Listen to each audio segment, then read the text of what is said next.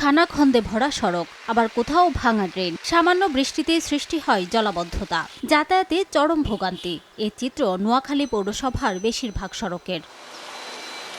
এতে ভোগান্তিতে পড়েন স্কুল কলেজগামী শিক্ষার্থী সহ পৌরবাসী। তাদের অভিযোগ, একাধিকবার আশ্বাস দিলেও কোনো কার্যকর উদ্যোগ নেয়নি পৌর কর্তৃপক্ষ।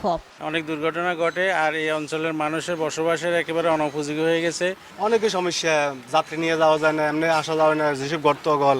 সামান্য বৃষ্টি হলে হাঁটু সমান পানি হয়ে যায়, তারপরে পানি নিষ্কাশনের কোনো ব্যবস্থা নেই। সড়কগুলো টেকসইভাবে মেরামতের জন্য প্রকল্প গ্রহণ করা হয়েছে বলে জানিয়েছে পৌর কর্তৃপক্ষ।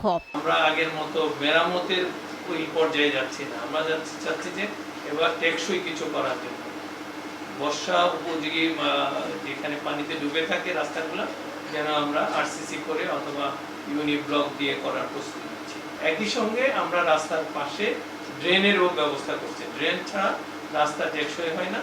নোয়াখালী পৌরসভায় মোট সড়ক 207 কিলোমিটারের মধ্যে পাকা সড়ক 123 কিলোমিটার আর কাঁচা 73 কিলোমিটার। ফুটপাত আছে 11 কিলোমিটার। সময় সংবাদ, নোয়াখালী।